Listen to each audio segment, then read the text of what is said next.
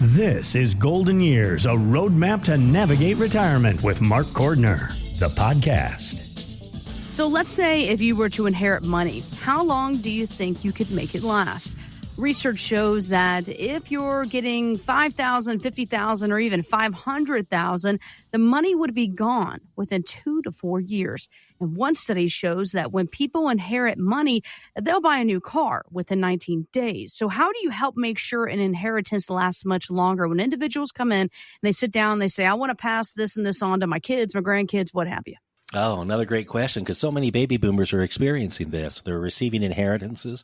Hopefully they know in advance that something's coming. They may not know the exact details, but we start to have those conversations very early on, preferably in our very first introductory appointment, as to what may come in your horizon. Because if there's not a plan in place, you're exactly right. Human nature is such that money gets blown through very quickly. I mean, I've seen this so many times in my 30 plus years of working with people. That the studies that we've seen always suggest that lottery winners and inheritance recipients typically blow through the money in about 18 months. And so they don't even make it the 2 to 3 years that you're describing. And I've absolutely seen this happen. I mean, certain debt often gets paid off first, and then there's maybe a trip, then a kitchen gets remodeled, and before you know it, there's a new watch and, different vacations and things. It was quick. I've seen one couple, they've gone on 10 cruises in the last 2 years. And I'm like, holy cow. Whoa. Because that money that we thought was going to last now may not. And so I'm not knocking the cruises and all that. We all have our choices, but human nature is such that it really helps to have a financial advisor there who can build structure into your plan. So some of the investments, for example, that we use are what we call back-end loaded. They're designed to actually discourage pulling money out in the early days, kind of like a CD at the bank. With CDs, if you leave, you can tie up your money, quote unquote, for a period of 6 to 12 months. If you leave early, there's a little bit of a penalty and that you lose the earnings. Well, instruments like that can be very helpful to people simply because they put a pause to the spending impulse. The second thing is, don't leave the money in your checking account. Let's put it out at arm's length. Let's put it with an investment company or a separate bank that you don't typically deal with, so that you have to actually go out of your way a little bit to get at that money. Because again, it's just human nature that when it's there, it's very easy to spend through it. And we just have to recognize that we're all human.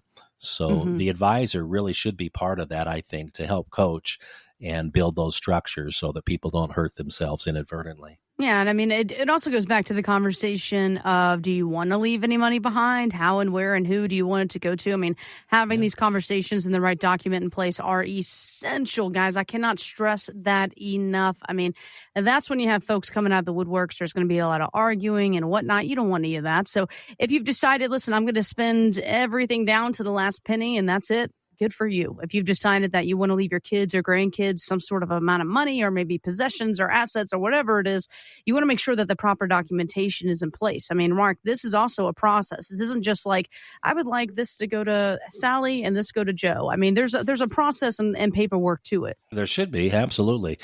Because again, human nature is to blow through it. People who receive money look at it much differently than people who actually earned it. And so there's different perspectives there.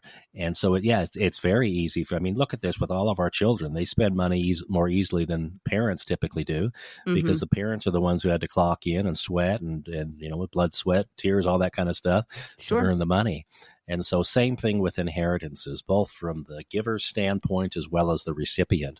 There needs to be structure built in. So I'm a big, big advocate of having an attorney on the team.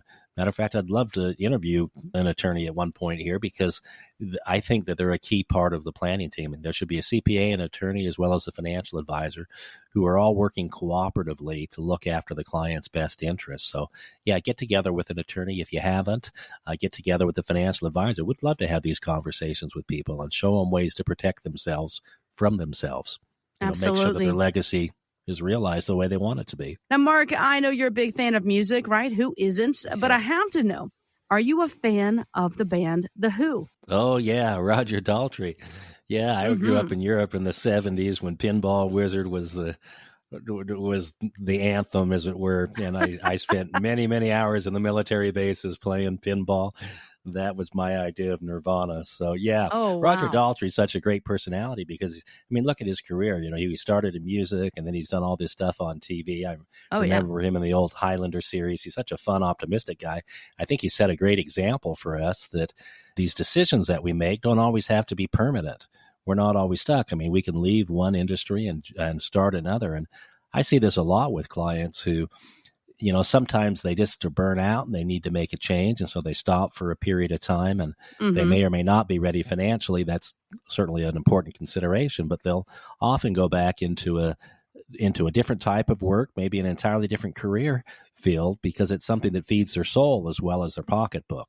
So they're not really Right. always looking to make quite as much money, but they want to stay engaged socially and do something that gives them a feeling of contributing to society.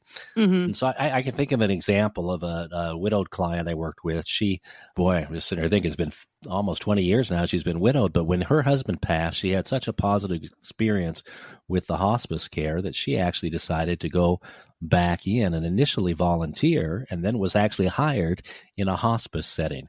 She saw the tremendous service that was being given to families during that difficult transition, and she felt it in her heart to want to be part of that.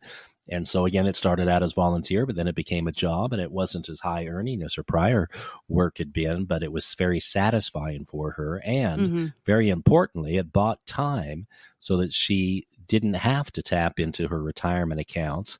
It bought time so that she could think through kind of that next chapter in her life. And she's no longer working in that. She's done a couple other things since. She does a whole lot of hiking, but it's more quality of life now. But the point is, it wasn't one permanent decision. It can be multiple decisions.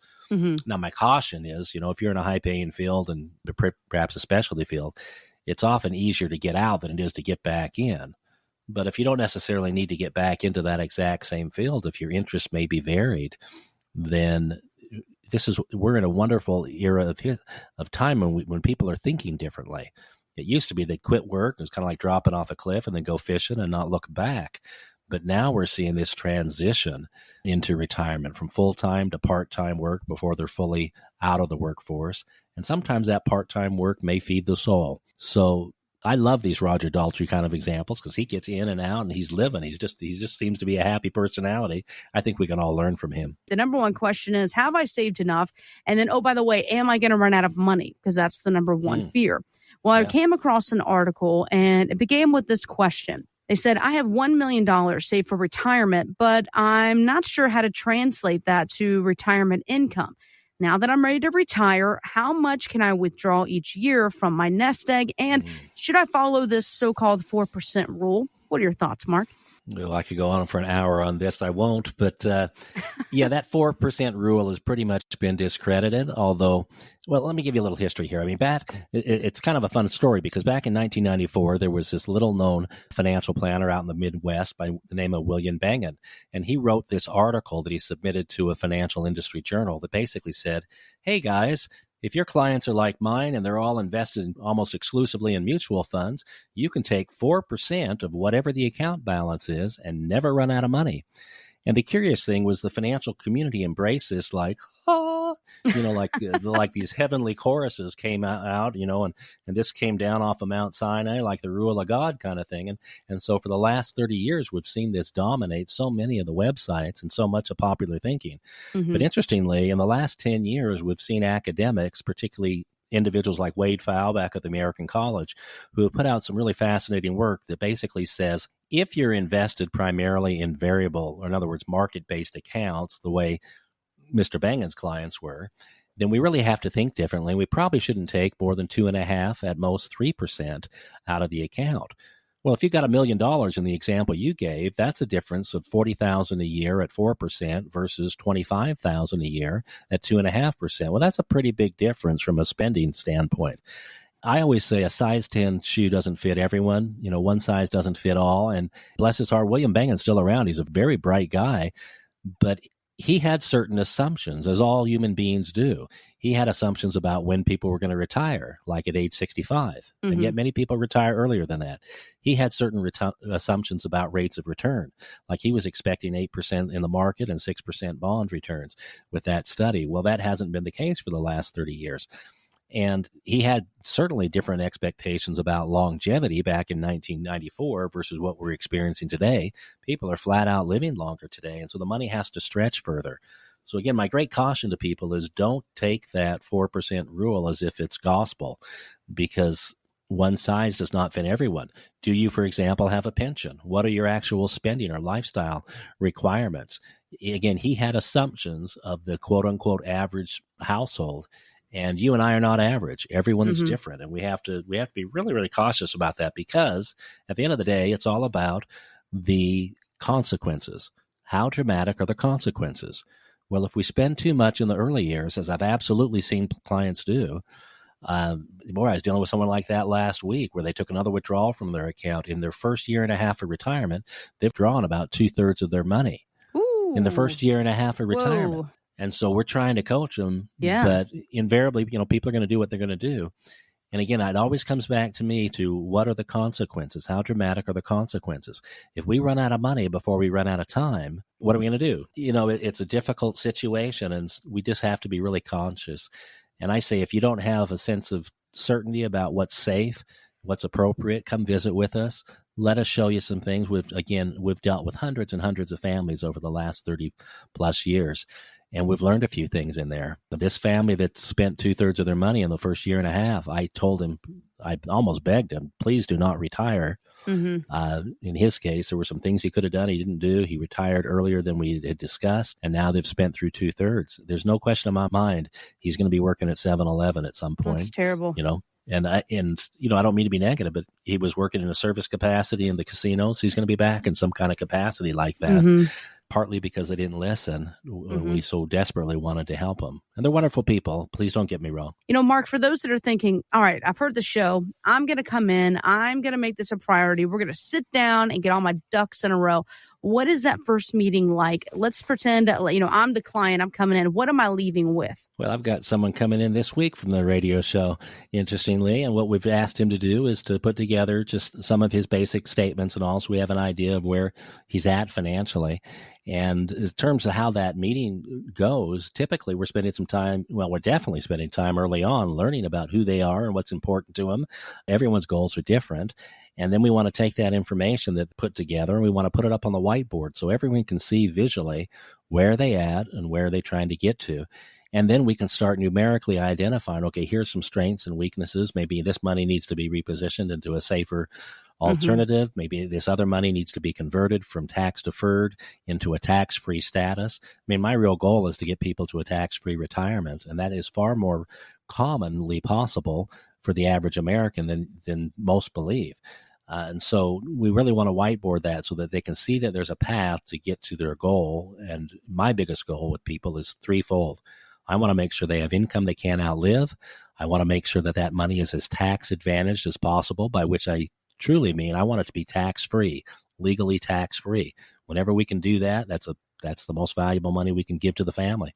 And then third is we want to make sure that they and their portfolio are protected from a variety of risks that affect people in retirement, things like taxes and inflation, but most importantly, health care, and specifically long-term care, which Medicare does not cover. I mean, that's $80,000 to $90,000 a year, and most people by default, by not having planned for it, are going to end up paying whatever those healthcare costs impose on their family, and that can be very hellish for them and their loved ones.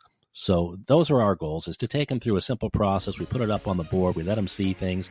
They always, always, always leave with more information and typically very encouraged as to what they can change and what they can improve to make sure that their goals are met.